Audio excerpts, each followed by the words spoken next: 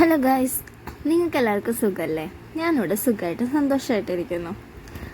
ഇന്നത്തെ വ്ളോഗ് ഒരു മീൻ വാങ്ങിക്കാൻ പോകുന്ന സ്റ്റോറിയാണേ. വണ്ടിയിൽ പോകുന്നതുകൊണ്ട് ഋതു ബേബി ഭയങ്കര ഹാപ്പിയും എക്സൈറ്റഡും ആണേ. മീൻ വാങ്ങിക്കാൻ പോകുന്നത് എന്ന് പറയുമ്പോൾ ഈ ബോട്ടുകാരൊക്കെ വലക്കി പിടിച്ചിട്ട് കൊണ്ടുവരുന്ന മീനാണേ. ഞാൻ ആദ്യമായിട്ടാണ് കേട്ടോ അവിടെ വാങ്ങിക്കാൻ പോകുന്നത്. ഹസ്ബൻഡിൻ്റെ വീടിൻ്റെ അടുത്താണ് പ്ലേസ്. വെയിൽ കണ്ണിക്ക് അടിക്കുന്നതുകൊണ്ട് ഋതു ബേബി ആകെ കണ്ണ് വീഴ്ചിരിക്കുകയാണ്. പുത്തൻവേലിക്കര തിരുത്തിപ്പുറം, അതാണ് പ്ലേസേ. ഈ കായലിൽ നിന്ന് പിടിക്കുന്ന മീനായിരിക്കും എന്നാണ് ഞാൻ ഊഹിക്കുന്നത്. ഈ പാലം ഇറങ്ങിക്കഴിഞ്ഞിട്ടാണേ ഷോപ്പ് വരുന്നത്. കുറച്ച് മീൻ കച്ചവടക്കാരുണ്ട് അവിടെ. അവർ പിടിച്ചുകൊണ്ട് വരുന്ന മീനുകൾ അവരവിടെ തന്നെ ഇട്ട് വിൽക്കുകയാണ് ചെയ്യുന്നത്. പുറത്തേക്കാളും റേറ്റും കുറച്ച് കുറവായിരിക്കും. നല്ല ഫ്രഷ് മീൻ കിട്ടുമെന്നാണ് പറയുന്നത്. അതുകൊണ്ടാണ് ഞങ്ങളിവിടെ പോയിട്ട് വാങ്ങിക്കുന്നത്. ഞങ്ങളിവിടെ നിന്നാണ് വാങ്ങിക്കാറ്. ഞങ്ങൾ പോയപ്പോൾ ഒരു ഉച്ചയായിട്ടുണ്ടായിരുന്നു. ഒന്നില്ലെങ്കിൽ നല്ല നേരത്തെ, രാവിലെ നല്ല നേരത്തെയോ അല്ലെങ്കിൽ ഈവനിങ് ടൈമിലോ വരികയാണെന്നുണ്ടെങ്കിൽ ബോട്ടുകാർ വരുന്ന ടൈമായിരിക്കും. അപ്പോൾ കുറച്ചധികം വെറൈറ്റി മീനുകൾ ഉണ്ടാവും.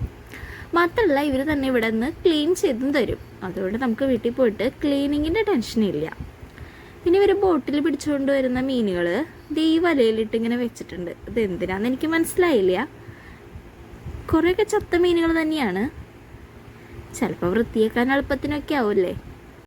ഞാൻ ജസ്റ്റ് ഈ പരിസരത്തൊക്കെ ഒന്ന് നടന്ന് നോക്കിയതാണേ. അപ്പോഴാണ് ഇത് കണ്ടത്.